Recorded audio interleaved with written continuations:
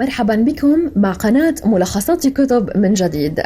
نستمر في عالم المال والأعمال، وكتابنا لهذا اليوم هو كتاب شركة ناشئة $100. يعتبر كتاب شركة ناشئة $100 دليلا لمن يرغبون في ترك وظائفهم الاعتيادية وبدء شركاتهم الخاصة. ويعتمد المؤلف جيليبو على دراسة حالات 50 من رواد الأعمال الانتربرينور الذين بدأوا مشروعات صغيرة $100 أو أقل، ويقدم نصائح وأدوات تساعدك على النجاح في اختيار منتجك وتسويقه، وكذلك نصائح تتعلق بكيفية تطوير شركتك فيما بعد. ثورة الشركات الصغيرة. الشركات في هذا الكتاب هي شركات بدأت برأس مال يبلغ $100 أو أقل، لا يمتلك أصحابها مهارات خاصة، ونجحت كل منها في تحقيق صافي أرباح بما يقارب $50,000 سنويا.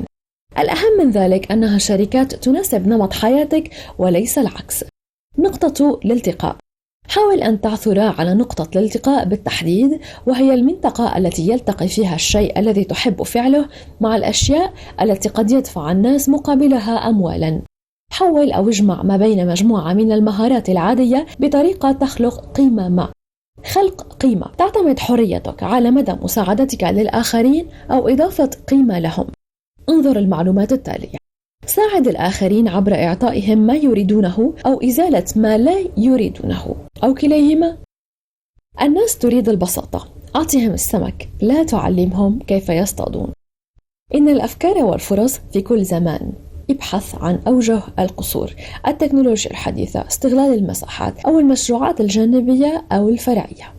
عادة ما يختلف ما يريده الناس حقا عما يزعمون أنهم يريدونه، وأفضل طريقة لتقييم ما إذا كنت تخلق قيمة معينة هي تحديد ما إذا كان الناس يشترون خدمتك، وإلا فاسأل نفسك عما يجب عليك فعله بشكل مختلف.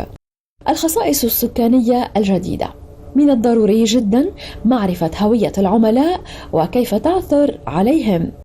مثلا، بدلا من استخدام الخصائص السكانية التقليدية مثل السن والنوع والجنس والدخل والموقع، قد يكون من الأفضل أن ننظر الآن إلى خصائص حديثة مثل الاهتمام والقيم والمعتقدات المشتركة والشغف والمهارات السائدة. وأيضا للاختيار ما بين المشاريع والفرص المتاحة لشركتك، ابدأ بالتقييم المبدئي، ثم انتقل إلى مصفوفة اتخاذ القرارات. قم بعد ذلك بإعداد قائمة احتمالات للاحتفاظ بالأفكار الأخرى التي قد ترغب في إعادة النظر فيها في المستقبل. الدليل التفصيلي لإطلاق شركتك. هناك 3 أمور مهمة على كل صاحب شركة صغيرة أن يركز عليها، وهي المنتج أو الخدمة، العملاء، ونموذج الدفع. لا تخطط أكثر من اللازم، بل ركز على أخذ الخطوات والأفعال. خطة العمل ذات الصفحة الواحدة. كثير من الناس يقضون أوقاتهم في وضع خطط لا تنفذ في النهاية. من الأفضل أن تبدأ بوضع خطة مختصرة في صفحة واحدة، وركز على أخذ خطوة ثم خطط وأنت على الطريق. قدم عرضا مبهرا.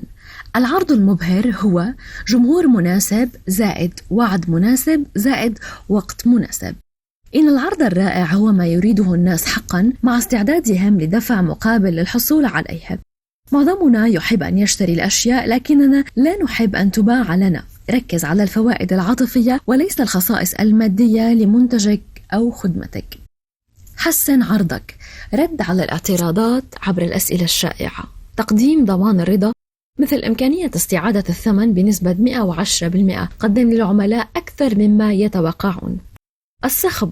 قم بتقديم عرض رائع وشاركه بصدق، ثم اجعل الناس يتحدثون عنه. أعطي بحرية واستقبل بحرية. الإطلاق. أطلق خدمتك وكأنها فيلم هوليوودي كبير. استراتيجية الإطلاق. ابني قصة ثم أفصح عنها شيئا فشيئا. استخدم قائمة التدقيق الخاصة بإطلاق المنتجات والمكونة من 39 خطوة للتخطيط لحملة ما قبل الإطلاق وحملة الإطلاق. لا تركز فقط على المبيعات، بل إلى بناء العلاقات والتأثير. المال مهم. تذكر، لا يوجد مشروع بلا إيرادات. اجعل التكاليف منخفضة قدر الإمكان، وابدأ في نطاق ضيق. وإذا كنت بحاجة حقيقية لمزيد من الأموال، الجأ إلى التمويل الجماعي بدلا من القروض. اجني المزيد من المال. قم بتسعير منتجك أو خدمتك بناء على الأرباح وليست تكاليف، وقدم مجموعة محدودة من الأسعار واحرص على الحصول على أرباح دورية من خلال العضويات أو الاشتراكات. بشكل عام من الأسهل تطوير شركة موجودة بالفعل مقارنة بإنشاء أخرى جديدة، لكن تذكر أن تقوم بتطوير مشروعك بالوتيرة والحجم المناسبين لك. زيادة الربحية من خلال تعديلات بسيطة. قم بتوجيه التعديلات لزيادة عدد الزوار، نسبة التحويل، متوسط سعر البيع، والبيع للعملاء الحاليين. يمكنك أيضا إضافة خدمة إلى المشروعات المعتمدة على المنتجات أو إضافة منتج إلى المشروعات المعتمدة على الخدمات. قم بتطوير مشروعك بالوتيرة والحجم المناسبين لك. ليس عليك تطوير مشروعك إلا إذا كنت ترغب في ذلك. حدد ما إذا كنت تفضل مشروعا صغيرا يمنحك قدرا من الحرية، أو إنشاء شركة كبيرة بفريق كامل. وإذا قررت العمل على توسيع مشروعك يمكنك تنفيذ ذلك بشكل أفقي أو بشكل رأسي. التوسع الذاتي. استنسخ نفسك حتى لا يتوجب عليك فعل كل شيء بنفسك. يمكنك تنفيذ مبدأ التوسع الذاتي من خلال نموذج المركز والأسلاك، تكوين شراكات أو التعهيد. راقب مشروعك. تعرف على صحة مشروعك. أصلح المشاكل. استغل الفرص المتاحة. قم باختيار مقياس أو 2 لمراقبة صحة مشروعك ودقق بشكل منتظم له. واعمل على تطوير شركتك وليس فيها لكي تتجنب مصارعة النيران بشكل يومي. البناء بهدف البيع. إن نموذج البناء بهدف البيع يختلف اختلافا كثيرا عن نموذج الشركات الناشئة ب$100. امنح نفسك مزيدا من الخيارات عن طريق التخطيط لمنتج أو مشروع قابل للتطوير وقابل للتعليم وله قيمة. وإليكم كلمة أخيرة تتلخص رسالة هذا الكتاب فيما يلي: أن ترك قيود الوظيفة التقليدية وإنشاء شركتك الصغيرة الخاصة يتطلب جهدا أقل مما تظن.